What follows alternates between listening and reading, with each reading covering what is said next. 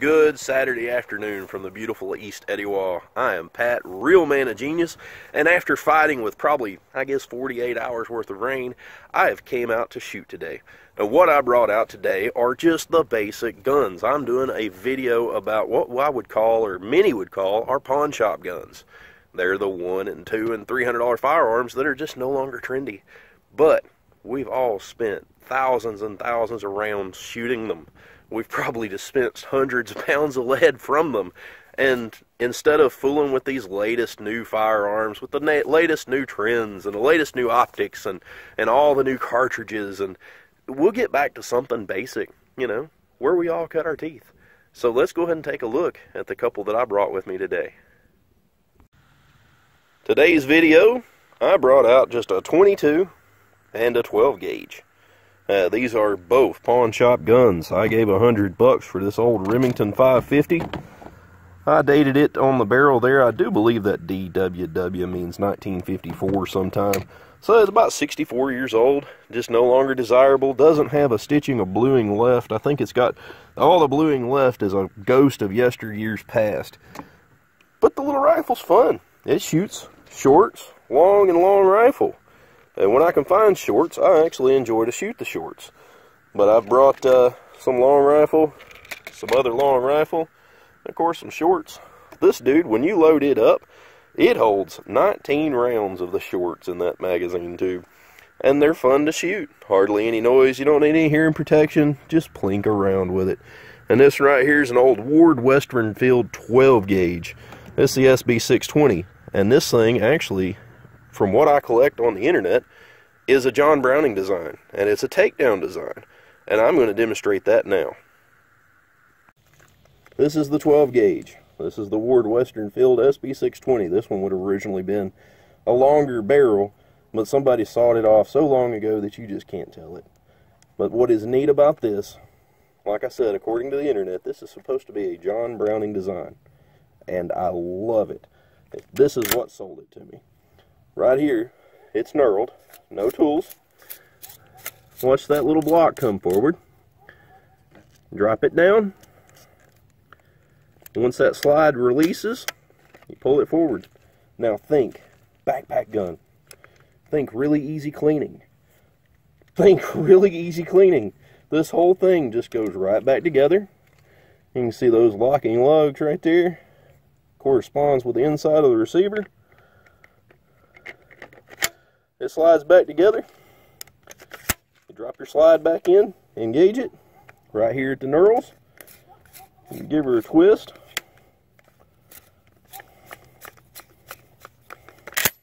And it's ready to go again. No bluing left on it. This was a $200 shotgun that I love. This is one that I will die with. It's fun. I'm going to shoot it in a minute. Well, let's go ahead and look at this little Remington. This one is the Remington 550-1. This one actually is missing a part. There's a screw hole right here that has the little deflector. These were, I guess you call them gallery shooters. They had a little shell deflector that went over it. Numeric's actually making a repop. In my next order, I will order that and it'll be back on here. But speaking of Numeric, there was a spring that went up in here and it reset the trigger. Now this thing, you could shoot it all day long, upside down. You could just bang, bang, bang, bang, bang, but that is not practical. Now that I have the spring, it was $10 and some change, was highly worth it. Part of you say, well, man, that was a 99-cent spring. Why did I pay $10 for it? It's because of the thinking, the engineering. They actually took the time to get in there, reverse engineer that spring, put it in their rifle, try it, put it in their catalog, put it on their website, and offer it to ship. Like I said, a little over $10 and change, at $100 and $10 and some change. And I'm back to shooting. So now I've got this thing loaded up with some CCI 22 shorts, and I'm going to plink around with it. It's a very fun little rifle, and let's see how it does. I think I've got just a little bit too much oil in it, but we'll shoot it.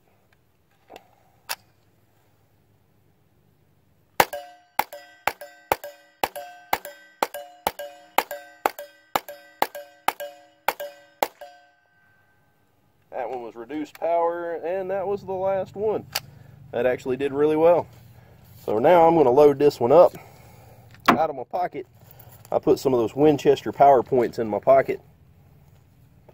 Oh, I got $1 and some Hardee's coupons. I must not have wanted to go hungry one morning. We'll set those over there for later. But now I've got me some Winchester PowerPoints. Oh, that's funny. It's amazing the things that you leave for yourself on accident. It's just being an overshirt that I'd wear on just a cool morning. These Winchester PowerPoints are a little bit hotter than those shorts. They'll actually cycle it a little bit better. Those shorts were just a subsonic 710 feet per second, just meant to be quiet. I was just shooting those because this rifle will cycle them, and that's what's cool about it. The new modern semi-automatics won't cycle a short. Short won't fly with them. So you're actually getting a little bit better of a, I don't know, cool factor, a little better of a value. Being able to run longs in it and shorts, it's kind of neat. I can get this last bullet out of my, nope, last 2 bullets out of my pocket. Now let's put that spring back in.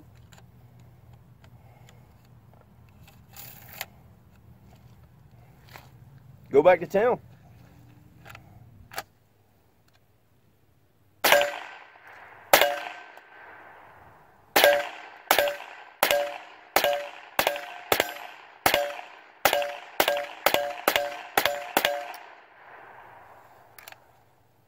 Now those were quite a bit louder because they are very much supersonic, and they're quite a bit hotter.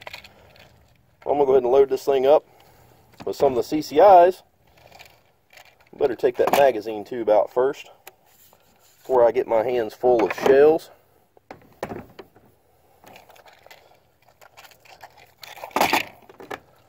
Load this thing up again. I guess this is kind of like driving an old car. There's just a feel that the new ones just can't give you. It's kind of sloppy. It's really heavy. I guess back then materials didn't cost as much. This thing with the wood stock and all, it's a little bit different of a feel than I'm used to feeling. Now these are the CCI mini mags.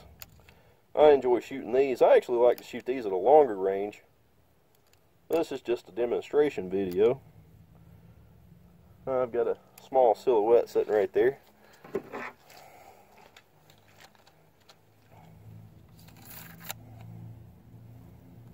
Load her up again. Let's go.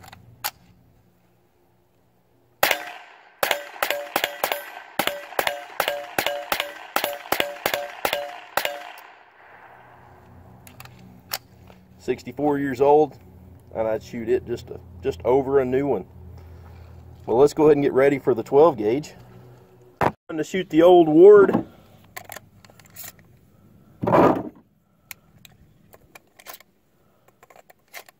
I probably got about 200 bucks in this thing, and I know I've had about $300 worth of fun out of it. It'll hold 4+1, but just for taking out all that extra action, we're just going to load 4 at a time. Time to go.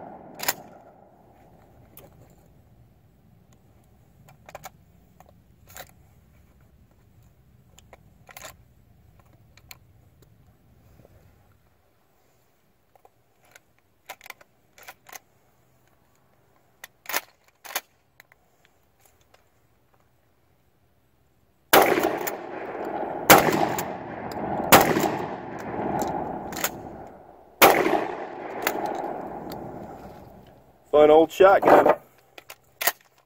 We'll load up 4 more here. This target's pretty new, but what I actually like to do is I'll spray paint my targets every time that I shoot. And that being said, those targets will get covered up with nasty junk, just flakes of spray paint. Shoot them with a 12 gauge, sandblast them off, and when you spray paint them, they'll be nice and smooth, ready to go again.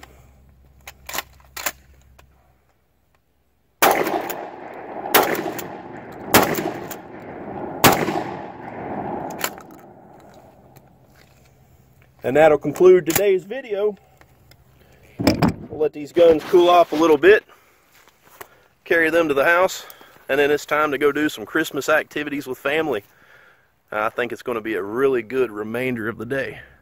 Have a wonderful time. We'll see you next video.